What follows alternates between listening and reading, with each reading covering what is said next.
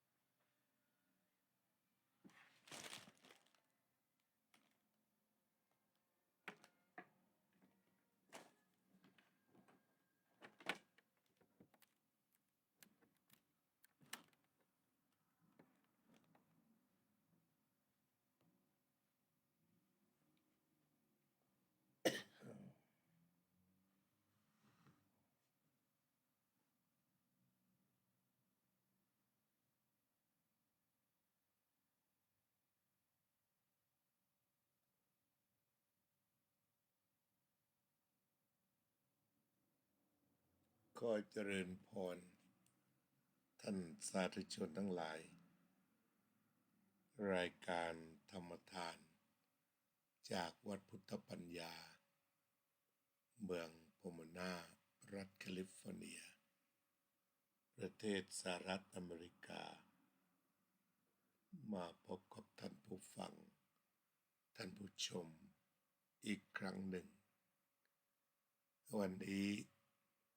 ก็มีข้อขัดข้องโดยกล้องไม่ทำงานยังไม่ได้ดูว่าเกิดอะไรขึ้นไม่ทราบว่าญาติโยมได้ยินเสียงหรือเปล่า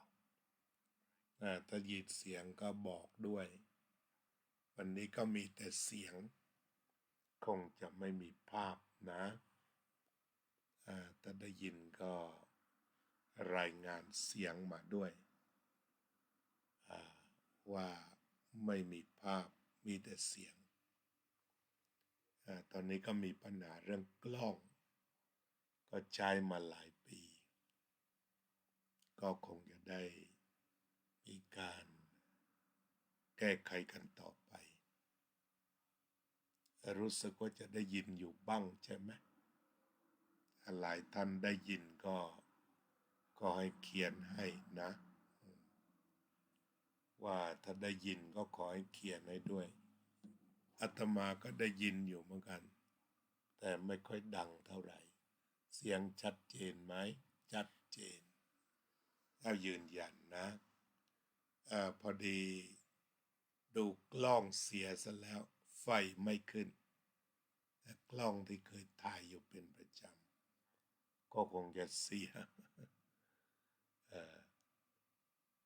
เพราะว่าลองดูที่เสียบอะไรก็ดีอยู่แต่ว่าไฟไม่ขึ้นก็ไม่ทำงานก็ในก็มาแล้วเราก็จะสนทนากันเรื่องศาสนาพิธีดังที่ได้เกริ่นกันเอาไว้ในทางพระพุทธศาสนาของเรานั้น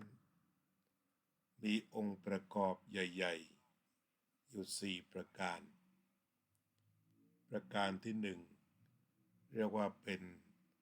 ศาสนธรรมได้แก่คำสอนของพระพุทธเจ้า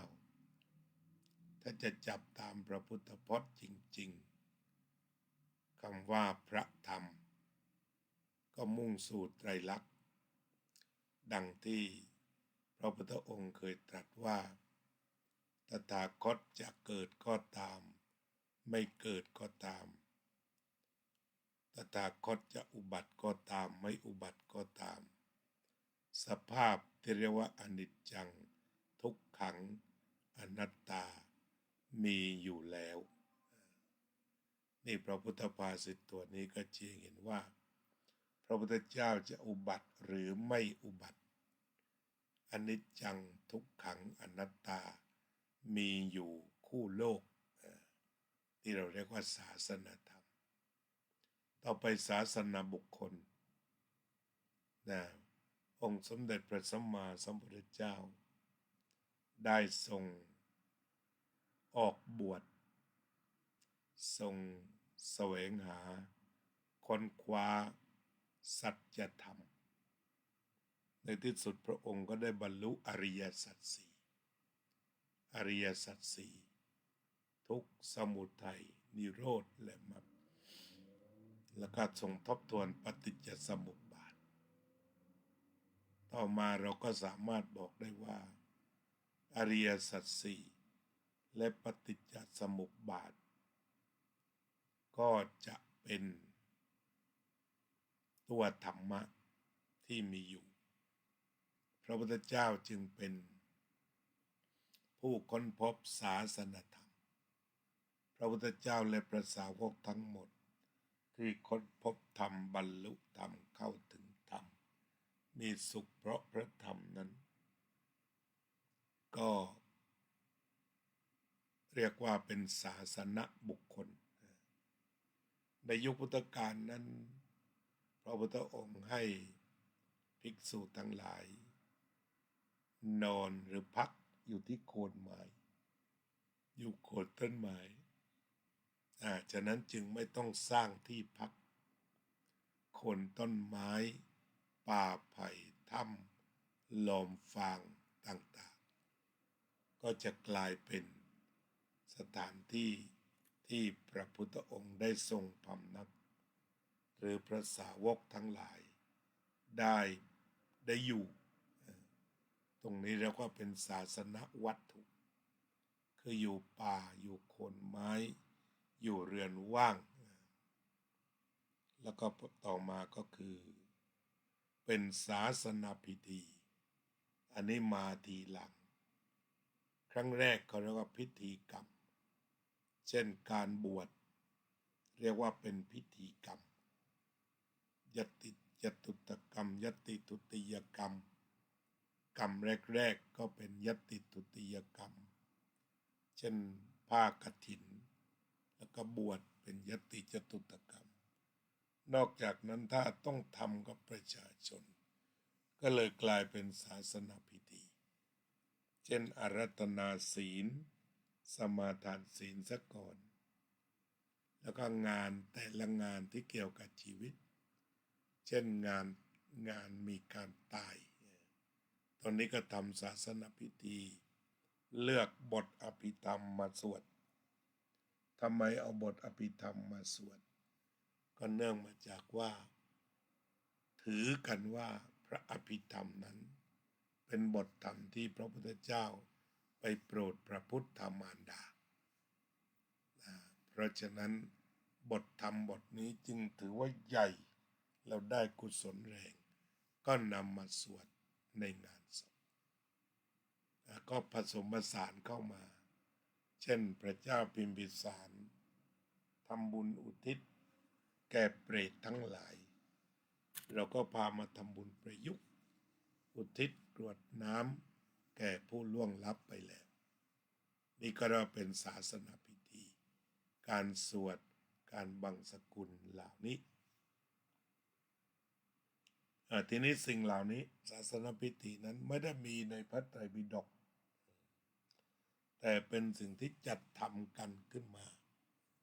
เพื่อดูแล้วสวยงามนำไปสู่ความสงบใจเช่นการสวดอภิธรรมผู้ฟังก็ทำจิตสงบตามเสียงสวดนั้นก็ได้สมาธิเป็นการชวนกันทำสมาธิ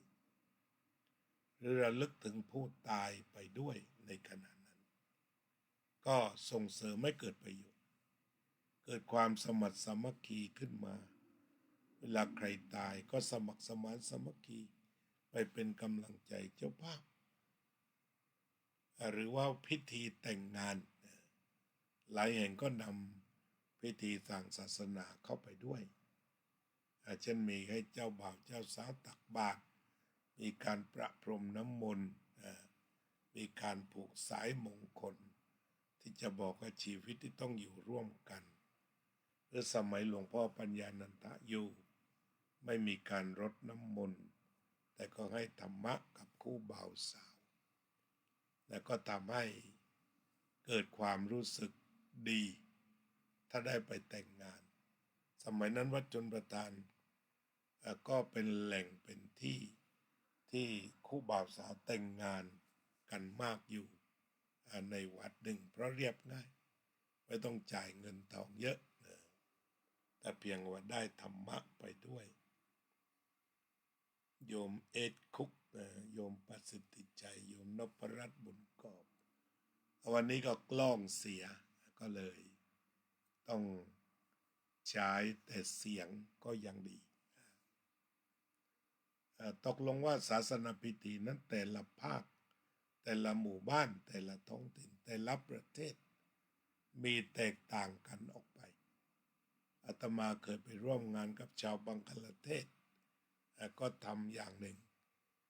เคยร่วมงานกับชาวพุทธในเนปาลก็อย่างหนึ่งหรือว่าของชาวทิเบตเขาก็จะร่ำรวยด้วยศาสนพิธีหรือว่าในจีนอย่างนี้ก็มีศาสนพิธีที่สำคัญอย่างไต้หวันสามารถเรียนวิชาศาสนพิธีในระดับปริญญาโทเลยทีเดียวก็เป็นสิ่งที่เพิ่มขึ้นและมีคนถามว่าจะทำให้คนรุ่นใหม่เบื่อหรือไม่ตรงนี้คนรุ่นใหม่ก็เริ่มจะศึกษาเข้าใจและสืบทอด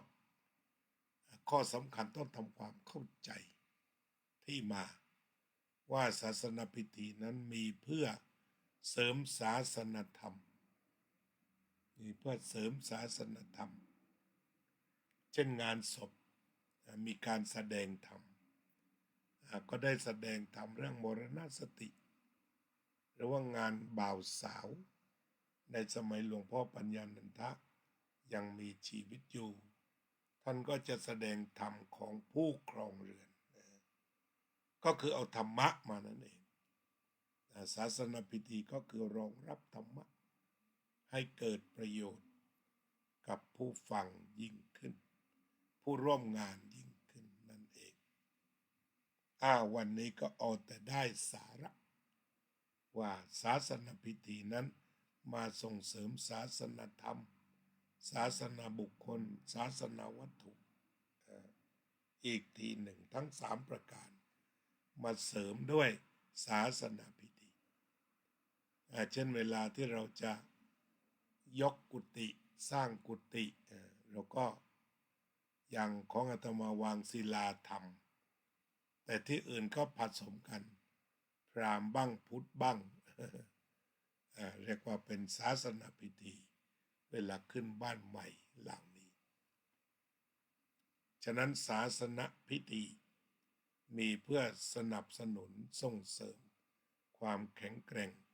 ด้านศาสนธรรมศาสนาบุคคลและศาสนาวัตถุโยมโจ้ยินดีโยมพยาวเจนปนัดโยมระเบียบพรวนกระโทกเราก็คงจะจบกันง่ายๆแค่นี้เลยทีเดียวนะเรียกว่าเดี๋ยวอาตมาก็จะไปดูแลด้านกล้องซะก่อนว่าเป็นเช่นไรอาจจะใช้ถ่ายทอดสดทางโทรศัพท์ไปอีกสักระยะหนึ่งจนกว่าจะได้กล้องตัวใหม่สำหรับวันนี้ขอให้ท่านสาธุชนทั้งหลายอยู่เย็นเป็นสุขอยู่สุขเย็นใจในร่มพระธรรมของพระตถาคตเจ้าตลอดไปเทอญ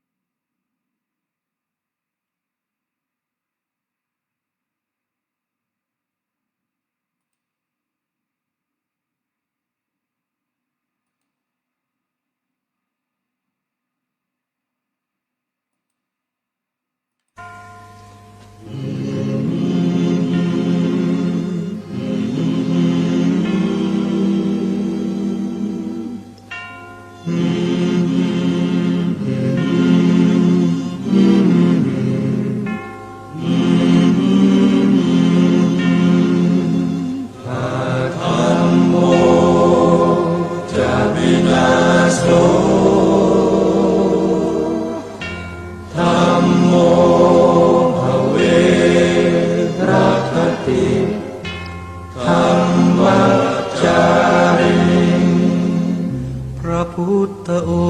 งค์ท่านทรงตรัสรู้เป็นสัพพัญญูตรัสสอนความจริงว่าธรรมะย่อมชนะทุกสิ่งเป็นที่พึงพิงแก่ผู้ประพฤติชอบธรรมธัมโมจะวินาโสธัมโมภเวรัคติธัมมัจจาริอำนาจใดๆก็ตา